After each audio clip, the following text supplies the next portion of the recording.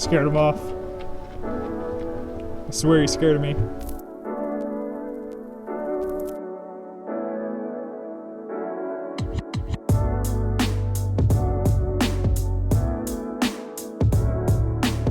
I got a question for you. Yeah. Who's your favorite YouTuber? My favorite YouTuber is Anthony Fantano. Wrong answer, Chairman. I'm creative. Hey guys, what's up? Today we're out here filming David Sumbella's black, what is it? What is it? It is the iPhone 12 Pro Max, the latest iPhone. There we go. And we are doing a test, seeing if that baby is gonna hold up against this baby, the Panasonic S1R that you guys know that I love.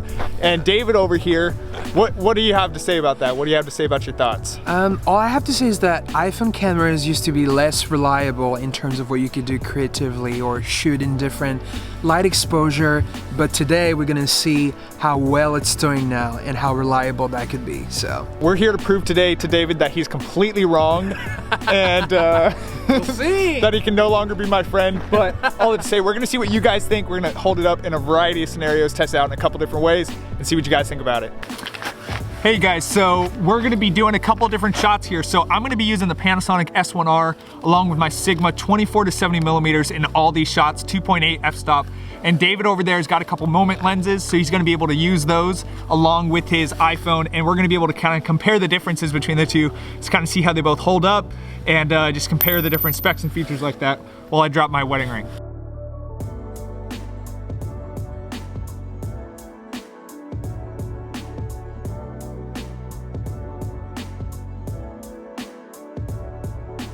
So we're gonna shoot this.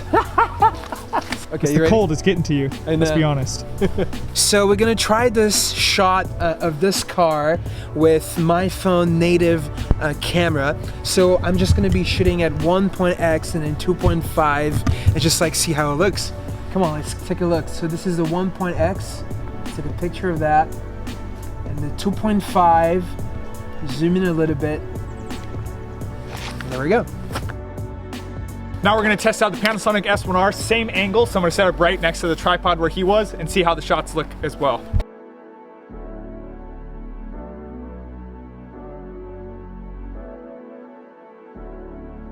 Gonna be taking some more shots now from ground level, checking out this sexy Mercedes in the background. Is that David? Yes. David says he loves it. I love it. He loves it.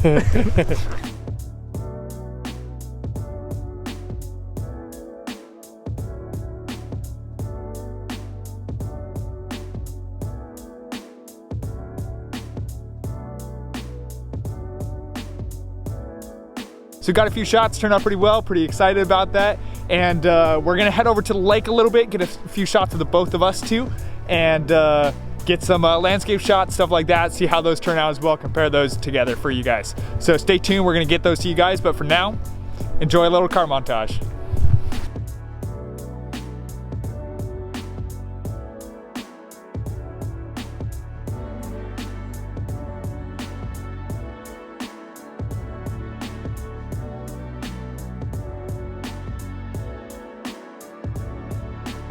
All right, so we're out here at the lake now, at Avocado Lake, and we are trying to get some landscape shots of that beautiful mountain we got in the background there.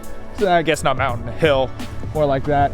But yeah, just gonna kind of compare these two files. The new iPhone 12 Pro Max shoots in RAW, correct, David? Mm-hmm. Just for pictures though. Yep, just for pictures, but it shoots in RAW, so we're gonna see how good the capability is between these two shots, kind of what the image sharpness looks like and some stuff like that. So let's check it out.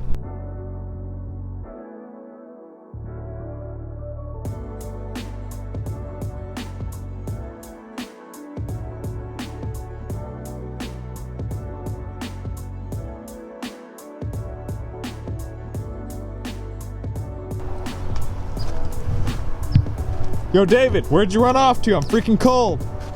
I was just trying to explore how much the iPhone can shoot the best in low light. So it's still not as good as a camera, for sure, as expected, but it's pretty decent. Just think about it. The portability of this thing is pretty remarkable. So the better those cameras gets, the better it is for creatives. I would just say, like, if you have the iPhone, if you have this phone, just don't minimize what it can do. Just go crazy with it and let's see how creative you can get. So we pretty much got everything we need here now, so we're gonna head back to the studio and just see a little bit of the comparison and talk a little bit more then. Hey guys, what's up? We're back at the office now. We're gonna be talking a little bit just on some of my thoughts about the iPhone 12 Pro Max versus the full frame camera. So after comparing the two, I'll be honest, I was quite impressed by the iPhone 12. It definitely exceeded my expectations in some areas, but also kind of fell short of some of my expectations in some other areas. So all that to say, it did do good, and I'm gonna explain a little bit of what I noticed and what I think it does well in as compared to what it doesn't do well in. So first of all, where I was very impressed was when we took wider angle shots. So wide angle shots where it was a lot more, you know, landscape wise of an image, or those wider shots of the car, those turned out very comparable to my full frame camera. Like, I would say for someone like me, you can definitely notice the differences if you really have that tuned eye for it. But otherwise, I was very impressed specifically by the shadow and highlight recovery because of it being able to shoot RAW just like most mirrorless DSLR cameras nowadays. And so that impressed me a lot. And I think that because of that, the color space, I was able to replicate it very close to what it actually looks like, you know, in maybe a more advanced color science camera in RAW type images. However, I have to say the one area where it still just isn't the same is when there were situations that required depth of field, because with the iPhone 12, because of how compact that sensor is on it, it just doesn't get a good depth of field. It's a horrible depth of field, which is to be expected kind of on this type of, you know, sensor size and camera. So when you want depth of field in your shots, if you use a lot of shots that include or involve depth of field, then really there is a noticeable difference there. Now I have to say one thing beyond that as well, when it shoots in RAW, it is a little bit overly sharp. I noticed that the iPhone likes to really sharpen things out. It looks a little too artificial, I guess, or digital to me. So I would say that that's one other thing, but that's kind of like more for pixel peepers like me, people who really have that keen eye for it. So your average audience, your normal person wouldn't be able to tell the difference in those scenarios. So that's kind of how it holds up in photography. I was pretty impressed. I think it really just depends on your scenario, and I think you guys should be the judge of it for yourselves, depending on, you know, what you've seen in these examples and what you kind of need it for.